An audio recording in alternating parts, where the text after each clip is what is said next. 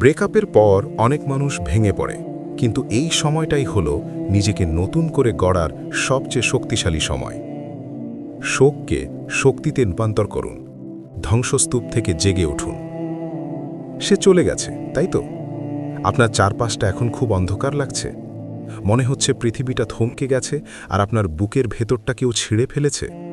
শুনুন, কাঁদতে চাইলে মন ভরে কাঁদুন, কিন্তু মনে রাখবেন এই কান্না যেন আপনার শেষ দুর্বলতা হয়।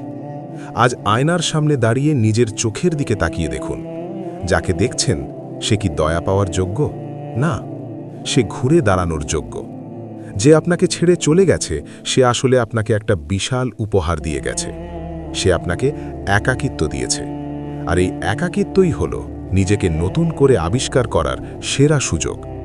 যখন আপনার পাশে কেউ থাকে না, তখনই আপনি বুঝতে পারেন আপনি নিজে আসলে কতটা শক্তিশালী। সে কি ভেবেছে আপনি শেষ হয়ে যাবেন? সে কি ভেবেছে আপনি রাতভর তার প্রোফাইল চেক করবেন আর বালিশ ভেজাবেন? ভুল। তাকে বুঝিয়ে দিন সে কাকে হারিয়েছে। আপনার অনুপস্থিতি যেন তাকে বুঝিয়ে দেয় যে সে হিরে ফেলে কাঁচ তুলে নিয়েছে। এখন সময় নিজের ওপর কাজ করার। আপনার সেই শরীর, আপনার সেই কেরিয়ার, আপনার সেই স্বপ্ন যেগুলো আপনি কারো জন্য অবহেলা করেছিলেন, সেগুলোকে টেনে বের করুন। জিম গিয়ে ঘাম ঝরান, রাত জেগে নিজের স্কিল ডেভেলপ করুন। সফলতার এমন এক শিখরে পৌঁছন যেখানে পৌঁছনোর যোগ্যতা তার কেন, তার পরবর্তী 7 প্রজন্মের নেই। মানুষ প্রেমে পড়ে নিজেকে হারায়, আর ব্রেকআপের পর মানুষ নিজেকে খুঁজে পায়। আপনার ভেতরের সেই দানবটাকে এখন জাগিয়ে তুলুন, যে এতদিন আবেগের চাদরে ঘুমিয়েছিল। আপনার সাফল্য যেন আপনার হয়ে কথা বলে, আপনার নীরবতা যেন আপনার সবচেয়ে বড় প্রতিশোধ হয়।